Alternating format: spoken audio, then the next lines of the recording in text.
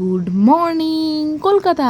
তো আজকে সকাল সকাল আমরা রাজধানী বাসের সাথে একটা রেস করতে করতে অফিস চলে গেলাম। একদম ঠিক, আমরা দুদিন রাজধানী ট্রেন দেখেছি, কিন্তু প্রথমবার দেখলাম একটা রাজধানী বাস।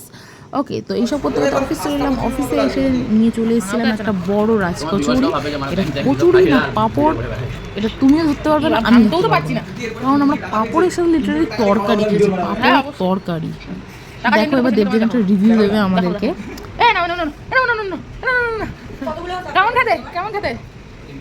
বুঝেই গেছো আমাদের কচুরিটা কেমন খেয়েছিল, পুরো তারপর এখন চুরমার হয়ে গেল। ওইটাকে আমরা তরকারিতে দিলাম, তরকারিতে মিক্স করে একটা, মানে আমরা জানি আমরা কি খেয়েছি, কিন্তু কিছু একটা করে আমরা ওটাকে খাওয়ার চেষ্টা করেছি। এবার দেখে না আমার বন্ধু বান্ধবরা কি রিভিউ দিচ্ছে।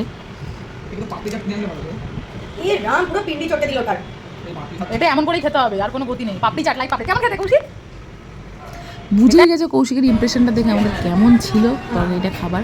যাই হোক, ওইসব তরকারি খেয়ে দিয়ে দুঃখটা ভুলে লাঞ্চ করে নিয়েছিলাম। লাঞ্চে খুব ভালো ভালো খাবার ছিল। লাঞ্চটা শেষ করে আমরা একটু খেয়েছিলাম চিড়ের পড়া আর ওই স্লাইস। ওটা আমাদের অফিস দিয়ে দিয়েছিল, কেন দিয়েছে জানি না, কিন্তু খেয়েছিলাম। এইগুলো নিজের টাকায় নিয়েছিলাম, এইগুলো অফিস থেকে দেয়নি, এগুলো নিজের টাকায়। চলো এইটার সাথে একটু অ্যারাবিয়ান খেজুর খেয়ে নিলাম। চিপসের সাথে খেজুর জানি না কেমন কম্বিনেশন, কিন্তু খেয়ে নিয়েছি। এইসব করতে করতে আবার সন্ধ্যাবেলা চড়তে বেরিয়ে গেছি, চড়তে মানে চা খেতে। এবার এইখানটা ওটা প্যাঁপু, হ্যাঁ ওটা ওটা গাল প্যাঁপু হর্নের মতো বাজিয়ে বাজিয়ে চলে যাচ্ছে।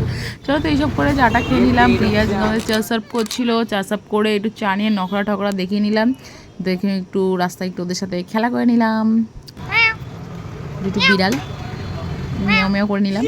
চলো এবার চলে এসেছি আইসক্রিম খেতে। আইসক্রিমটা যে আমাদের সন্ধিতা খাইয়েছে, মানে সন্ধিতা আমাদের সাথে অনেক দিন পর চা খেতে এসছে, কিন্তু ওকে আমরা 5 টাকার চা খাই, ওর কাছ থেকে 15 টাকা করে আমরা আইসক্রিম খেয়ে নিই। তো যাই হোক, আইসক্রিম খেয়ে ওর আইসক্রিমটা দামি যদি চেটে ওইদিকে পালিয়ে গেল। তো এইসব করে দিন শেষ হয়ে গেল।